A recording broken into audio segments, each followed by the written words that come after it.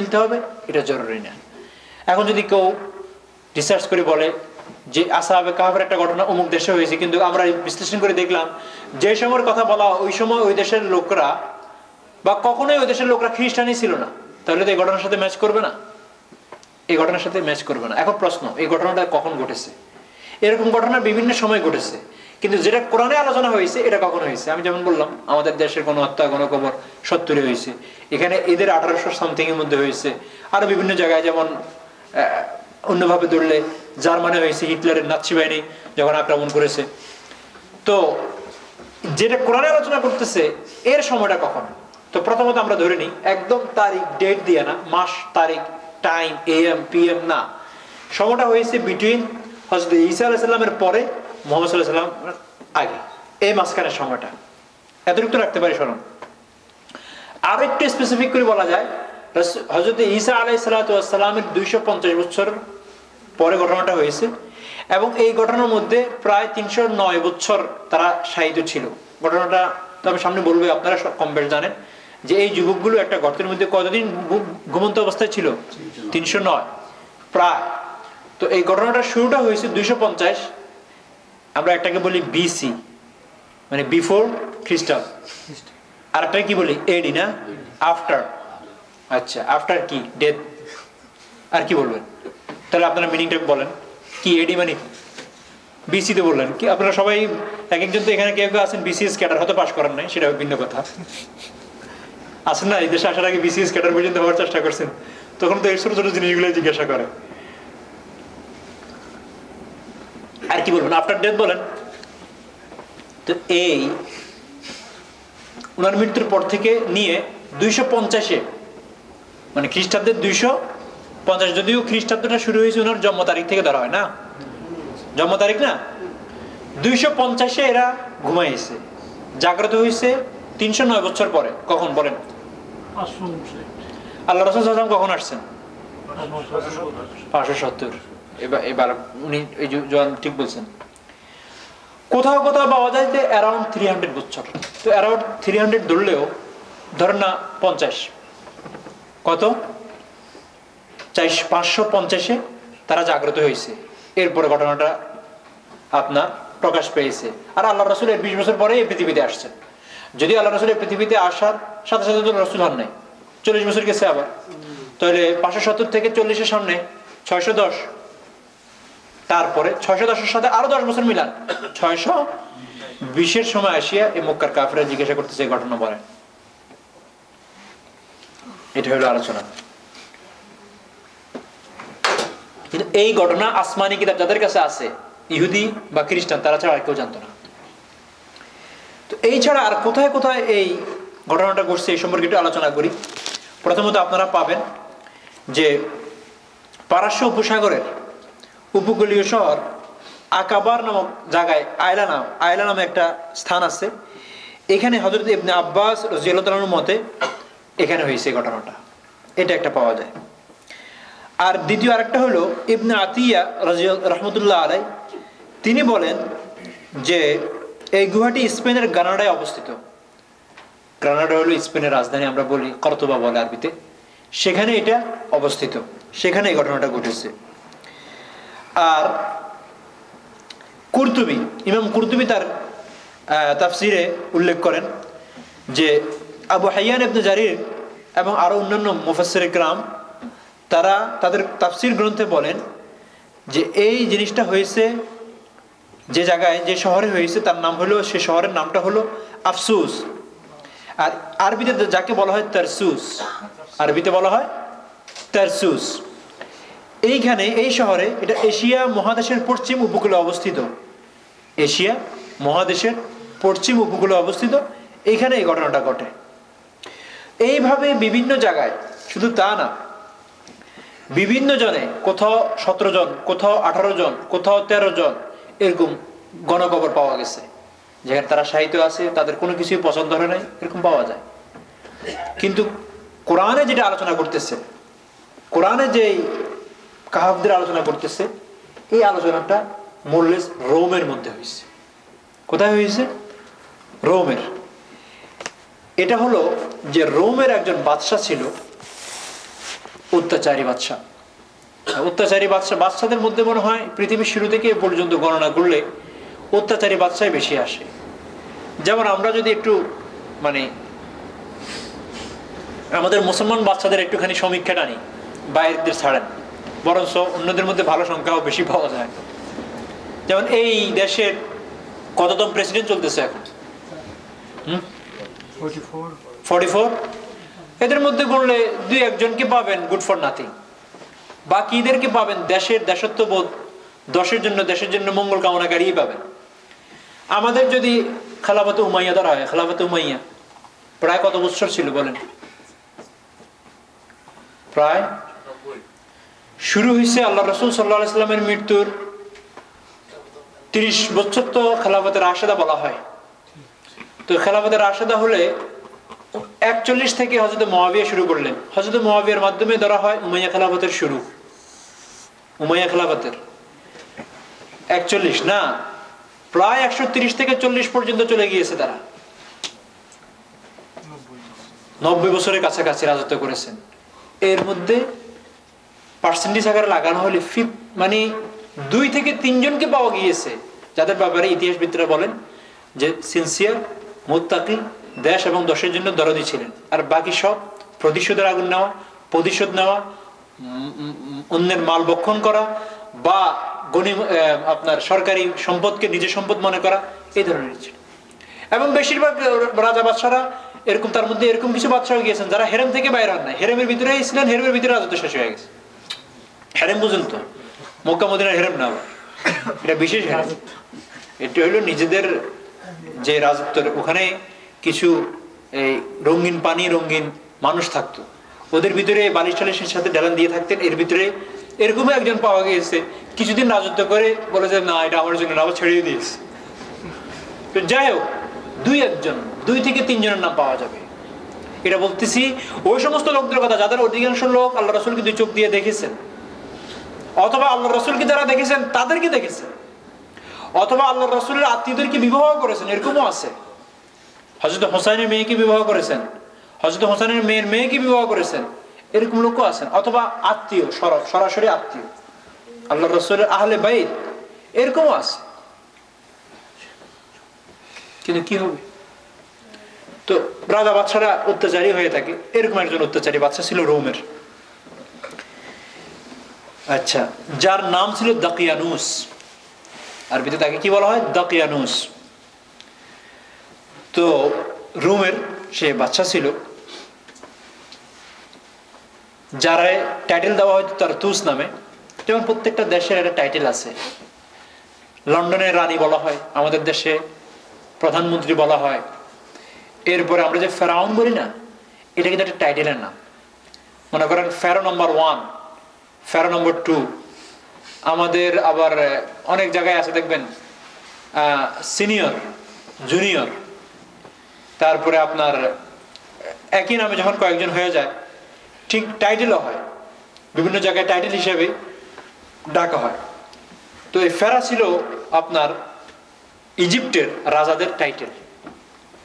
ফেরাসো, মনে করেন অমুক অমুক। তার মধ্যে থেকে যে ফেরাউনের নাম আমরা বলি, এও একজন, কিন্তু ফেরাউন তার নাম না, তার পজিশনের নাম, তার পজিশনের নাম। তো এরকম টাইটেল থাকে। ইনি যে জি আপনি যেটা বলতেছেন রামসেস বলা হয় যখন নাকি আপনারা বাংলায় অথবা ইংরেজি এগুলো পড়বেন। হযরত ঈসা আলাইহিস সালামের পরে সে বাদশা হয়েছে, কিন্তু হযরত ঈসা আলাইহিস সালামের সত্যের বাণী তখনও পর্যন্ত রোম পর্যন্ত এইভাবে পৌঁছে যায় নাই। কারণ ওনার সত্যের বাণীগুলো কোথায় চলতেছে? ফিলিস্তিন, ইসরায়েল, এগুলাতে। ওনার মৃত্যুর পরে ওনার সাহাবীদেরকে বলা হয়তো আহবার। কি বলা হয়তো? আহবার। আল্লাহ রাসূলের সাহাবীদেরকে বলা হয় আসহাব, সাহাবী। এরা যখন বিভিন্ন জায়গায় ছড়ায় পড়লো, যেমন নাকি আমাদের সাহাবা কেরাম আজমাইনরা বিভিন্ন জায়গায় ছড়ায় পড়লেন, আস্তে আস্তে চীন, ভারত পর্যন্ত চলে আসলেন, তখন রোম পর্যন্ত চলে গেলেন ওনার সত্যের বাণীর আলো। রোম, ইটালি এগুলো পর্যন্ত চলে গেলেন। তো তখন রোমে অগ্নিপূজক বা যারা নাকি আপনার একতাবাদী ছিল না, পূজা করতো, আগুনের পূজার বিশ্বাসী ছিল, এ ধরনের। আর এই বাচ্চার কাজ ছিল সবাইকে এরকম ভূত পূজার দিকে সবাইকে আহ্বান করা, ইলা ইবাদাতিল আসনাম। কত ভূত ছিল সেটা ভিন্ন, ভূত যারা পূজা করেন আমাদের হিন্দু ধর্মের সবার মানে পূজার যে মাবুদ, এরা কিন্তু মানে আপনার নাম্বারের বরাবর না। যত গরিব হিন্দু পাবেন তত তার নাম্বারের বেশি মাবুদ। যত দেখবেন শিক্ষিত সে অনেক কম পূজাতে যায়, দেখবেন সে গনে গনে বছরে কয়েকটাতে যায়, বলে যে আমি এই কয়েকটাকে মানি, সব মানি না। যত নিচে যাবেন দেখবেন যে তুলসী গাছ থেকে নিয়ে বড়ই গাছ সবই তার খোদা। তুলসী গাছ আছে না, তো যখন একটু শিক্ষা বেশি হয় মাহবুদ কমাই দেয়, আল্লাহ কমাই দেয়। যদি আর একটু বেশি পড়ে আমার মনে হয় পুরো কমতে কমতে একে চলে আসবে। আর যত অশিক্ষিত হিন্দু পাবেন অজগর গ্রামে থাকে, তার সামনে এই মনে করেন একটা আপনি যদি টুইন টাওয়ার দেখাই দেন এটাও, অর্থাৎ তার যেহেতু অশিক্ষা তাকে সাহায্য করে এভাবেই। তো এই বাদশার কাজ ছিল মূর্তি পূজার দিকে সবাইকে আহ্বান করা, নিজেও করতো, সবাই মিলে করতো। এমনই একটি সময় হযরত মুসা ঈসা আলাইহিস সালামের সত্যের বাণী যখন ওখানে গেল, কিছু যুবক যাদের ব্যাপারে পাওয়া যায় এরা সাধারণ যুবক ছিল না, রাজ ফ্যামিলির যুবক ছিল, অথবা এরকম হবে রাজ ফ্যামিলি না হলেও তাদের সম্পর্ক তারা মোটামুটি, যেমন আমাদের দেশে একটা লেভেল হলো সাধারণ লেভেল, একটা লেভেল হলো মন্ত্রী আমলাদের লেভেল, যে যাদের ছেলে মেয়ে কোথাও বিপদে পড়লে এক ফোনে বাইরে চলে আসতে পারে, যাদের আত্মীয় স্বজন কোথাও বিপদে পড়লে বেশি কিছু লাগে না, শুধু বলে যে একটু এই নম্বরে কল করেন। এরকম বিশেষ মর্যাদাওয়ালা ছিল এরা। এদের পর্যন্ত যখন এই খবর গিয়েছে এক আল্লাহর, তারা এটাকে চুপে চুপে কবুল করে নিল। কবুল করে নেওয়ার পরে এই সম্পর্কে যখন অন্য কিছু লোক অবগতি হলো, তারা সরাসরি এটা পৌঁছাই দিল কোথায়? রাজার দরবারে, রাজার কাছে, বাদশার কাছে। তো দকিয়ানুস বাদশা যখন নাকি শুনলো, তাদেরকে ডাকলো,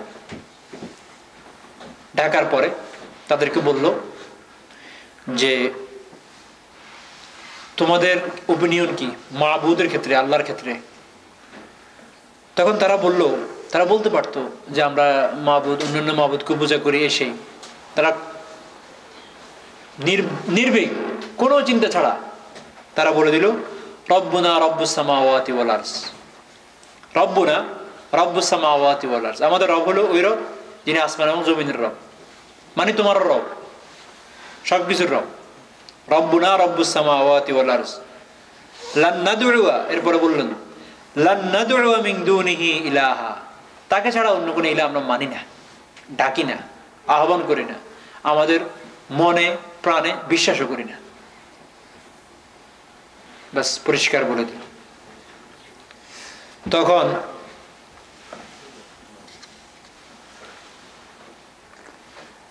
এই আলোচনাটা করার আগে বাদশা তাদেরকে একটা ছোট্ট ভূমিকা দিয়েছে, যে দেখো যে তোমাদেরকে আমি এখন যেটা বলবো তোমরা যদি এটা শুনো তো ভালো, যদি না শুনো তোমাদেরকে আমি হত্যা করব, জবা করি তোমাদেরকে বলে দিয়ে দেবো মাহবুদের সামনে। তো আমি যেটা বলি শুনো এবং চিন্তা করি তোমরা উত্তর দিবা। তাদেরকে এটা বলছে। তারপরে তারা এই উত্তরটা দিল রব্বুনা রব্বুস সামাওয়াতি ওয়াল আরজ লান নাদউয়া মিন দুনিহি ইলাহ। এরপরে বাদশা দেখলো যে না, এরা তো একটা পরিষ্কার উত্তর দিয়ে দিল, যুবক এবং খুব কাছের কানেকশনওয়ালা, কিভাবে এদেরকে বললো ঠিক আছে তোমরা এখনো যুবক, রক্ত গরম, কথা বলতে চিন্তা করো কম, ঠাস ঠাস বলে ফেলো, একটা কাজ করি তোমাদেরকে আমি একদিন সময় দিলাম, কোথাও আছে 3 দিন সময় দিলাম, তোমরা তোমাদের মতো বড়দের সাথে একটু পরামর্শ করো, নিজেরাও পরামর্শ করো, একটু চিন্তা করো কি বলতেছো, কিন্তু শাস্তি যেটা বলছে সেটা নির্ধারিত। আমাদের দেশে বলে না হাকিম লড়ে তো হুকুম লড়ে না, ওটা লেখা হয়ে গেছে তোমাদের নামে। তো তারা চলে গেল, যাওয়ার পরে তারা বলল যে মাথা নত করব তো আল্লাহর সামনে করব, এই বাদশার সামনে মাথা নত করব না। মাথা নত করব তো এক আল্লাহর সামনে করব, এই বাদশার সামনে করব না। ইমানকে বিক্রি করিয়া এই জীবন পাওয়ার কোনো অর্থ হয় না। কিন্তু আমরা একটু চিন্তা করে দেখি, এই যুবকদের যদি এই অর্থ, এই ডেডিকেশন থাকে, আমরা যারা এই পৃথিবীতে আছি, বিশেষ করে এখানে, কোরআন কিন্তু একটা জীবন্ত আয়না ভাই। সর্বকালে কোরআন আধুনিক, আমরা বলি না এই আধুনিকের কি অর্থ? মডার্ন। এর অর্থ হলো এই সর্বকালে, সর্ব জায়গায়, সর্বস্থানে, সর্ব পরিস্থিতিতে কোরআন আপনার যে সমস্যা পড়তেছেন আপনি ওই সমস্যার সমাধানে এগিয়ে আসে। এটাকে বলা হয় মডার্ন, আধুনিক।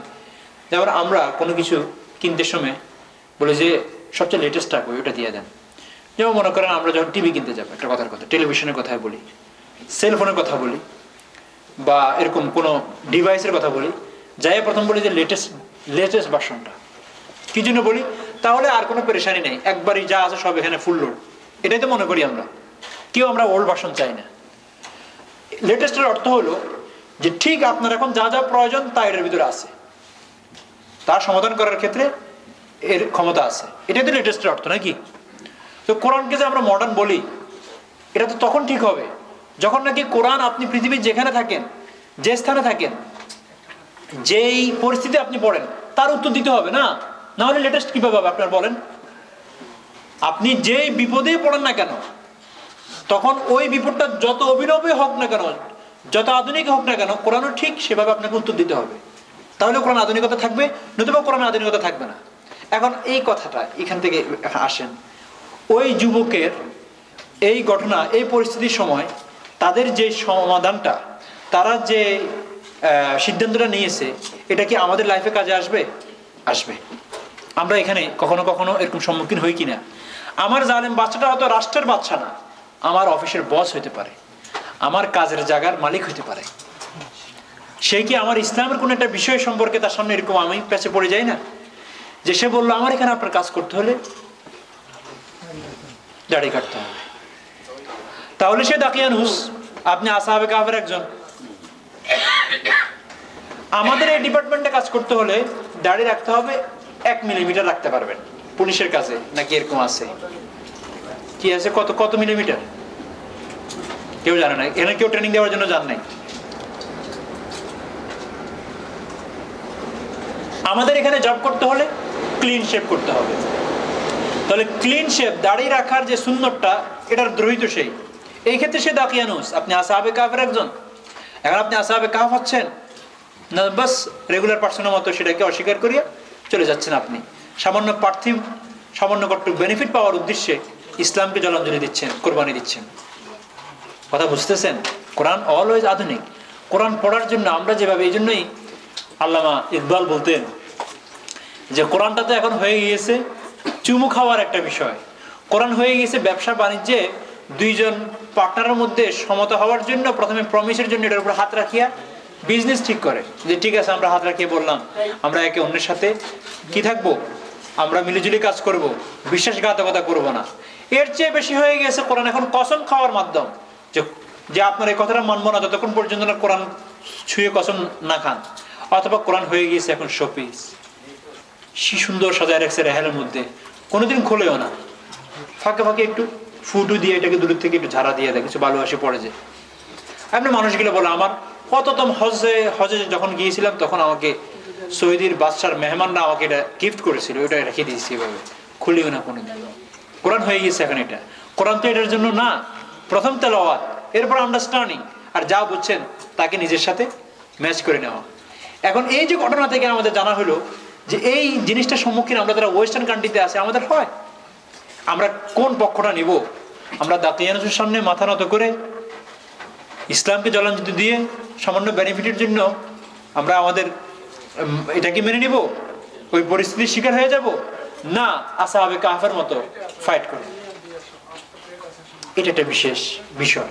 এই জন্য কোরআন এইভাবে হলো আধুনিকতা, অন্যভাবে আধুনিকতা খুঁজি না। আমরা অনেকে বক্তব্যের মধ্যে বলি যে কোরআন লেটেস্ট, কোরআন মধ্যে আধুনিকতা আছে। সেটা হলো এইভাবে, আপনি যে পৃথিবীর যেখানে যেভাবে পরিস্থিতির সম্মুখীন হন না কেন, কোরআন উত্তর দেবে। এই জন্য কোরআনের একটা আর্টিকেল আছে, কোরআন কথা বলে, কোরআন কথা বলে। তুমি কোশ্চেন করো, কোরআন উত্তর দিবে। আপনি প্রশ্ন করেন, কোরআন উত্তর দিবে। যে বিষয় হোক আপনি কথা বলেন, কোরআন এমন একটি ঘটনা সেখানে উল্লেখ আছে যে ঘটনা পড়ার পর আপনার কাছে আপনি আপনার উত্তর পেয়ে যাবেন। এই হলো কোরআন এসব দিক থেকে আধুনিকতা। যাই হোক, এই যুবকরা বা সোজা বলে দিল রব্বুনা রব্বুস সামাওয়াতি ওয়াল আরদি লা নাদউ মিন দুনিহি ইলা। এরপরে তারা 3 দিনের সময় পেল, কোথাও আছে 1 দিন, 24 ঘন্টা। 24 ঘন্টা তার বড় নাই, 1 দিন। তারা 7 জনেই বলল যে না, মাথা নত করবো না, এখান থেকে পালায়ে যাবো। তারা এখান থেকে পালায়ে গেল। এরপরে বর্ণনাটা দুইভাবে পাওয়া যায়।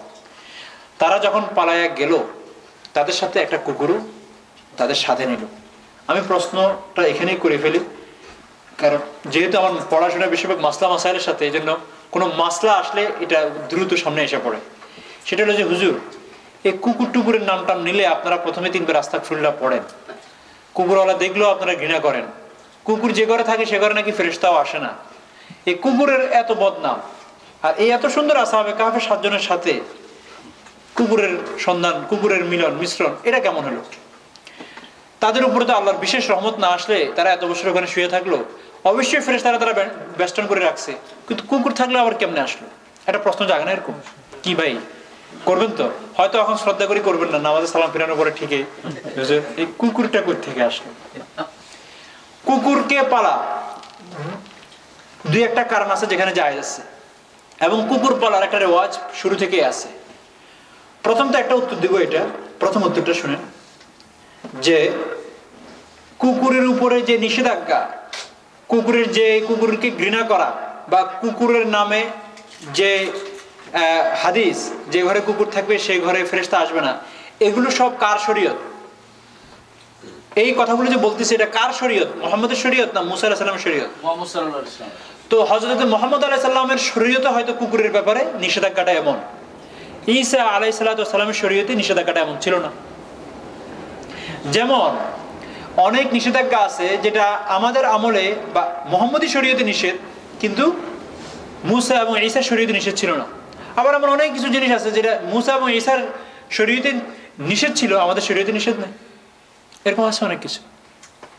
তো প্রথম উত্তর হলো যে মুহাম্মদী শরীয়তে, মুহাম্মদের শরীয়তে বা আমাদের ইসলামের দৃষ্টিতে কুকুরের ব্যাপারে যে বক্তব্য হইতে পারে, হযরত ঈসা আলাইহিস সালাম এবং মুসা আলাইহিস সালামের শরীয়তের দৃষ্টিতে এই বক্তব্য ছিল না, এই জন্য মানুষ পালতো। এটা এক। দ্বিতীয়, যে যে কারণে কুকুর পালা এখনো জায়েজ, কিয়ামত পর্যন্ত জায়েজ থাকবে, সেটা হলো এক, যে আগের জমানায় মানুষ কুকুর পালতো 1 নম্বর শিকারের জন্য, দ্বিতীয় পাহারার জন্য কুকুর পালা হয়। পাহারার ক্ষেত্রে কুকুরের ভূমিকা অনেক স্ট্রং, অনেক স্ট্রং। এবং আগে তো এটা সাধারণ স্বাভাবিকভাবে ছিল, যেহেতু রাস্তায় চোর ডাকাত আরো বিভিন্ন ধরনের জীব জন্তু, আমাদের মতো এরকম রাস্তাগুলো এমন ছিল না যে 2 পাশ দিয়ে লেখা থাকবে যে কোনো কিছু এখানে নাই, বা কট্ট পরে লেখা থাকবে নেক্সট 2.5 মাইল 3 মাইল ডিয়ার, হরিণ পাইতে পারো, বা এটা পাইতে পারো, বা এটা পাইতে পারো, এরকম রিসার্চ করে রাস্তা করা হয় নাই। বাস মানুষের পায়ের কদম আছে, সেখান দিয়ে হাঁটা শুরু করো, কতক্ষণ পরে যায় দেখা যায় যে অজগর উপরে পাড়া দিয়ে দিল, অথবা বাঘ হা করে রয়েছে আপনি সামনে, এরকমই ছিল রাস্তাঘাট। তখন এই কুকুর কাজে লাগতো। তো কুকুরের পালা বিবিধ কারণে হইতো। এখনো পর্যন্ত শিকারের উদ্দেশ্যে, পাহারা দেওয়ার উদ্দেশ্যে কুকুর পালা যায় যাচ্ছে, সিকিউরিটি এখনো যায় যাচ্ছে। এটা এর অর্থ সোফার আপনার ঘরের বেডরুমে নিয়ে ল্যাপের নিচে আর কম্বলের নিচে রাখতে বলে নাই। কেউ কেউ বলে কুকুর একটু আপনার ময়লা থাকতো, আল্লাহ রাসূল সাল্লাল্লাহু আলাইহি ওয়াসাল্লামের জমানায় কুকুর যেরকম থাকতো সেই অনুযায়ী শরীয়ত আসছে। যদি নতুন করে এখন শরীয়ত বিধানটা তৈরি হইতো আর কুকুরকে কি অবস্থায় রাখা হয় এটা দেখা হইতো, তাহলে মনে হয় এই বিধানটা আসতো না। তা আমার প্রশ্ন, কুকুরের এত সুন্দর ভালো খাবার, এখন তো দেখবেন হিউম্যান বিইং এর যে আপনার জায়গাটা, আপনার যখন এক একটা সেকশন থাকে না ফুডের, সেটা থেকে কোনো কোনো দোকানের ডগের সেকশন বড় হয়ে যায়। পৃথিবীতে বহু জায়গায় হিউম্যান বিইং খাইতে পাচ্ছে না, আর এখানে ডগের খাবারের আইটেম দেখেন, এরা নাকি কি জানি বলে সভ্য জাতি। যাক, আল্লাহ বলতেছে যে প্রাণীকে আমি খাওয়াবো, প্রাণী কেমনে খাবে সেটা আমার দায়িত্ব, আমরা এখন ওটার দায়িত্ব নিয়ে নিছি। একদিকে কুকুর খাওয়াচ্ছি, কুকুরের খাবারের জন্য বড় বড় স্টোর খুলতেছি, হসপিটাল খুলতেছি, আর একদিকে বিনা চিকিৎসায় বিনা ফুডে লক্ষ লক্ষ হিউম্যান বিইং মারা যাচ্ছে। মানে বিচারটা দেখেন না, বিচারটা দেখেন। তো এত ভালো ভালো খাওয়ানোর পরেও ওর যে পায়খানা, ওটা কি ভালো হয়ে গেছে? ওটা কি গ্রানওয়ালা হয়ে গেছে, না ওটা ওরকম গন্ধওয়ালাই রয়ে গেল? তার অভ্যাস ভালো হয়ে গেছে? তো এগুলা কোনো যুক্তি না। অনেকে খোড়া যুক্তিগুলো দাঁড়া করান, শুয়োরের ব্যাপারে দাঁড়া করান, তারপরে আপনার কুকুরের ব্যাপারে দাঁড়া করান, মদের ব্যাপারে সুযোগ পেলে বলে যে এখন যে মাইল্ড এনার্জি ড্রিঙ্ক বানানো হয় রিফাইন করে, এটা শরীয়তের ওই সময় যদি থাকতো তাহলে এটাকে অ্যাজ এ এনার্জি ড্রিঙ্ক বলে হালাল বৈধতা পাওয়া যেত।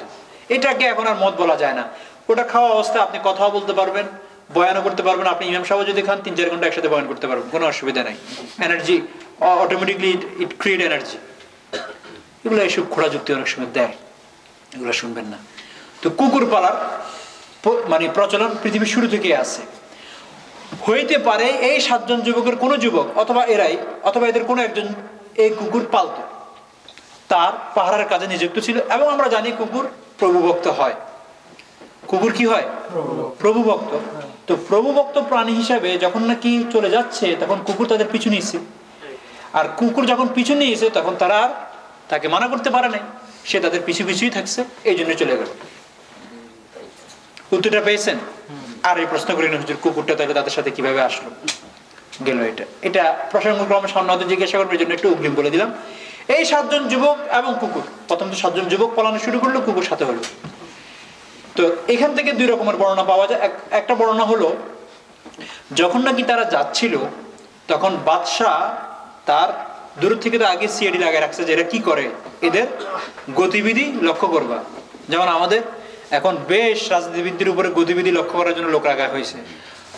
অলরেডি নাকি আমাদের কিছু কিছু এই যে তলবিবাহী, বুঝেন তলবিবাহী, গাড়ি লইয়া হাঁটতো যারা, সহজে আরো সহজে বলা যায় আমাদের মানে আছে না, বড় বড়দের পিছনে থাকিয়া কুবুদ্ধি সুবুদ্ধি দেন না, পড়ানো শুরু করছে।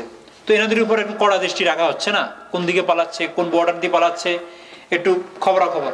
ঠিক বাদশাহ এরকম সিআইডি দিয়ে রাখছে যাতে করে পালাইতে না পারে।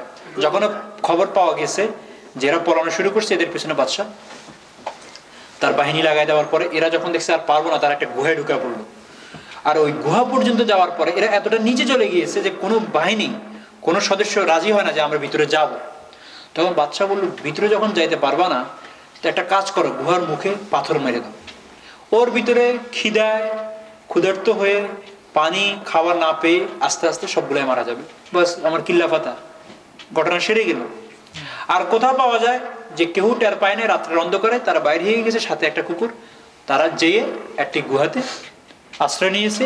আশ্রয় নেওয়ার পর আল্লাহ তাআলাই তাদেরকে অটোমেটিকলি ঘুম দিয়ে দিয়েছে, তারা সবাই ঘুমিয়ে পড়ছে। এই হলো ঘটনা। এই এক ঘুমে কতদিন? 309, কোথাও 300, ধরুন না 300 বছর। এই হলো ঘটনা। এটা হলো 250 হযরত মুসা ঈসা আলাইহিস সালামের পরে 250 খ্রিস্টাব্দে এই ঘটনাটা ঘটেছে। রোমের যে বাদশার নাম বলেছে দাকিয়ানুসের সময়।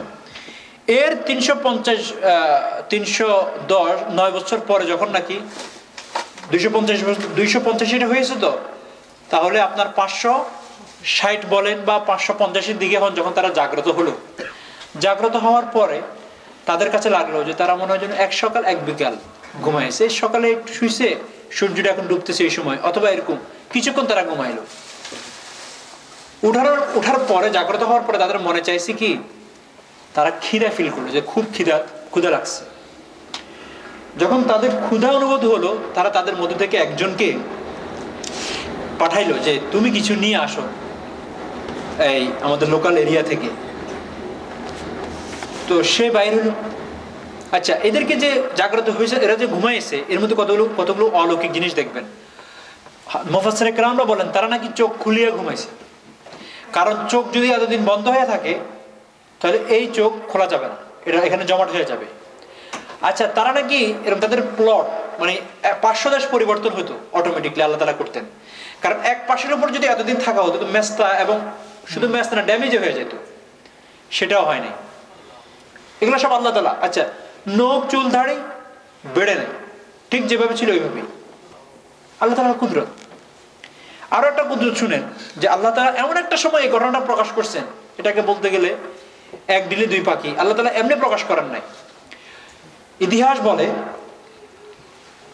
যে তখন 309 বছর বলেন বা 300 বছরে বলেন, 300 বছরের পরিবর্তনে সেখানে তো হযরত ঈসা আলাইহিস সালামের ধর্ম জয় জয়কার অবস্থা, ঢঙ্কা বাজতেছে, সব আস্তিক, কোনো নাস্তিক নেই, সবাই মুসলমান, সবাই হযরত ঈসা আলাইহিস সালামের ধর্ম আস্তে আস্তে আরো সাহাবি আসছে, তারা বলছে, তারপর আস্তে আস্তে যে কোনো দেশ এভাবেই তো, যেমন আমাদের বাংলাদেশের কথা বলেন, যখন ইসলাম ধর্ম আসছে কয়জন ছিল, হতে হতে এখন আমরা 95 বলি, হইতে পারে এটা 100% হবে, আবার হইতে পারে কমতে কমতে আমরা 10% মুসলমানে চলে আসবো, 90% হিন্দু আসবে। তো এটা ফাইট চলতেছে, কখনো এটা উঠবে কখনো এটা নামবে। স্পেনের দিকে তাকান, 100% মুসলমান ছিল, সেখানে হয়তো এখন 90% খ্রিস্টান। সাউথ আফ্রিকার দিকে তাকান, এভাবে হইতে থাকে।